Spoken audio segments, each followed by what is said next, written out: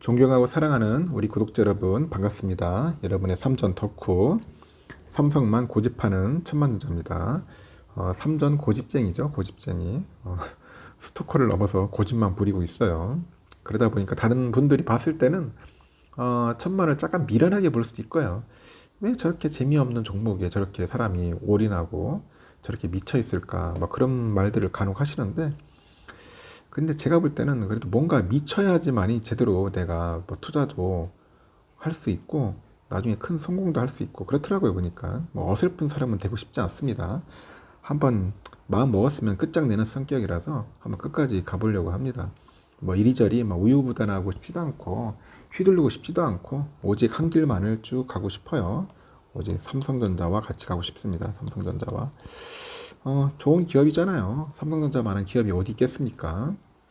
하여튼 삼성전자 너무 사랑합니다. 그리고 저녁 시간대 저녁 맛있게 드시고, 저는 맥주 한 캔, 하이네켄 한 캔 먹었는데 한 캔 먹으니까 기분이 좀 이렇게 싹 가라앉네요. 보니까 어떤 분은 술 먹으면 막 업된다는데 저는 다운되는 것 같아 보니까. 우리 또 뭐 여성분은 보니까 6캔가 뭐 6캔까지 마신다는데 참 대단한 분이야. 하여튼 적당히 드세요. 적당히 많이 먹으면 살찝니다. 이 맥주 많이 먹으면 뱃살로 가는 거야. 다 보니까 한 적절하게 드시면서 기분 전환도 하면 좋을 것 같아요. 이제는 뭐 내일 또 삼성전자 또 주가에 대해서 많은 분들이 관심도 갖고, 과연 주가가 또 오를까 내릴까 하는 그런 여러 가지 호기심, 궁금함, 뭐 다양한 것들이 머릿속에 이제 각인적인 머릿속에 각인되는데, 하여튼 그렇습니다. 주가에 대해서 너무 우리가 일희일비하다 보니까 항상 괜히 뭐 설레요. 요즘 그렇게 할 필요 없는데, 저는 그런 게 설레는 게 아니라 이제 매수하고 싶은 마음에 설레하는데, 어떤 분들은 매수하고 싶은 게 아니라 주가가 얼마나 오를까 그거에 대해서 이제 설레이는 것 같더라고요. 하여튼간 참 재미있는 분들이 많습니다. 참 하여튼 그런 부분들을 보면서 저도 한번 마음가짐을 다시 한번 잡아보려고 해요. 투자의 길은 참 쉽지는 않아요. 진짜 외롭고 고독하고 진짜 쓸쓸한 길입니다. 혼자서 주로 가야 돼요. 옆에 동지가 있으면 참 좋은데 막상 보면 없어요. 여러분 주위에 뭐 삼성전자 같이 투자할 만한 동지 있습니까? 없잖아요. 있으면 좋겠지만은 그렇게 흔하지가 않다는 거죠.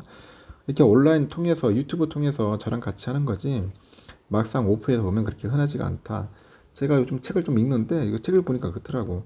뭐 긍정적이고 항상 성공한 사람들의 그런 사람들 옆에 있으면 상당히 좋은데, 매번 실패자들, 그 실패자들만 주위에 있다 보니까 안 되는 거야.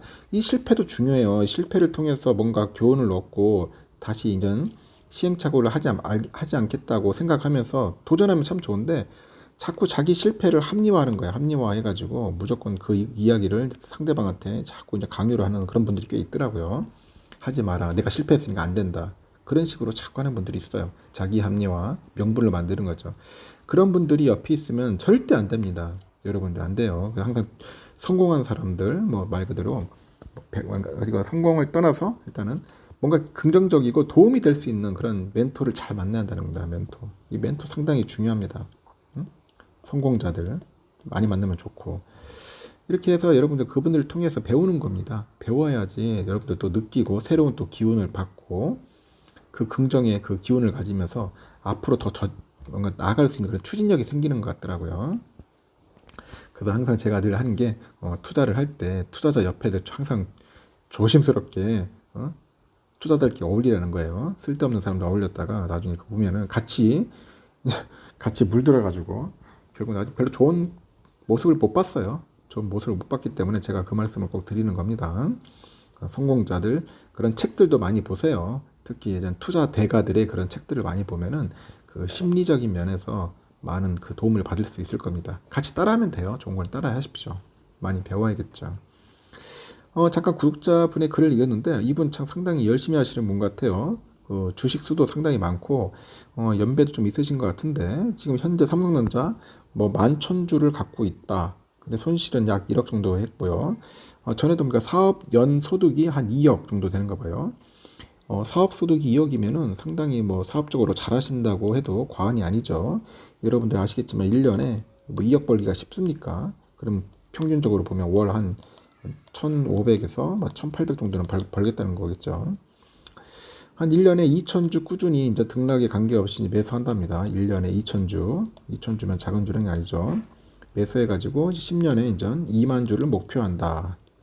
그래서 매수하는 게 옳은 건가 아니면은 시드머니 비축해가지고 폭락장에 말 그대로 이제 몰빵을 해야 하냐. 뭐 그런 이야기인데, 제가 볼 때는 그 폭락장이 언제 올 줄 모르잖아. 폭락장 언제 올 줄 알고 있어. 계속 그냥 뭐 막연히 기다리고 있어야 하는 것도 웃기잖아요. 저는 그렇습니다. 폭락장을 무조건 뭐 기다리고 한없이 기다리면서 대비하는 것보다는 차라리 그냥 꾸준하게 매수하는 게 좋지 않나 생각이 듭니다. 꾸준하게 조금씩 모으세요. 뭐 오를 때보다는 좀 떨어질 때마다 조정받을 때마다 들어가자. 조정받다 우리가 예를 들어서 우리가 뭐 한 달에 보면은 조정받는 날이 좀 있어요. 조정받는 날 5일이라면은 이 5일 동안 조정받을 때마다 조금씩 모으는 거예요. 계속 뭐 100주면 100주 해가지고 한 50주 50주씩 해서 꾸준하게 매수를 하십시오. 한 방에 그냥 몰빵 때리지 말고, 몰빵은 좀 별로 좋은 것 같지도 않아요. 그렇게 할 필요는 없고 그냥 꾸준하게 매수해서 수량 늘려가는 게 좀 더 어떻게 보면은 이거 뭐 효율적이면서도 좀 낫지 않겠나 생각이 듭니다. 폭락장, 뭐 어떤 분들은 폭락장 온다고 하는데 과연 폭락장이 언제 올지도 모르겠고 갑자기 그럴지 어떨지는 모르겠습니다. 하여튼 저는 이 폭락장에 몰빵을 하기보다는 폭락장도 대비하는 게 좋겠죠. 그래서 시드머니는 조금 한번 남겨놓아야죠. 한 20% 정도 이때를 대비해서 한번 해야 합니다. 이게 몇 년 만에 올 수도 있고 뭐 10년 만에 올 수도 있고 20년 만에 올 수도 있어요. 아무도 모릅니다. 그 주기도 모르겠고 불규칙하기 때문에 그래서 폭락장이라는 그런 말을 하는 것보다는 차라리 그냥 꾸준하게 여러분들 투자를 하십시오. 투자를 하셔가지고 10년이면은 10년에 맞게 꾸준히 하다 보면 2만 주 금방 모을 수 있겠잖아요. 벌써 11,000주 모았으니까 앞으로 9,000주만 모으면 되잖아. 9,000주. 10년에 9,000주면 얼마야? 그럼 1년이면 900주네. 1년이면 900주. 900주면 뭐 충분하죠. 재미있게 모으세요. 재미있게 꾸준히. 그렇게 하면서 주식 투자에 임하시는 게 좋습니다. 정신 건강에. 절대 몰빵 별로 비추다. 그리고 초보분들도 함부로 몰빵하지 마세요. 몰빵하지 말고 가능하냐 분산해서 살아. 분산해서 아니면 분할해서 매수해라. 분할 매수. 초보자들은 분산 투자를 많이 권유를 하고요. 좀 하시는 분들은 분할 매수를 하라는 거죠. 분할 매수. 조금씩 쪼개서 해라. 그래야지 충격도 덜하다. 떨어지는 충격도 덜하면서 나중에 무슨 긴급 사태가 오더라도 대응하기가 참 좋다라는 겁니다.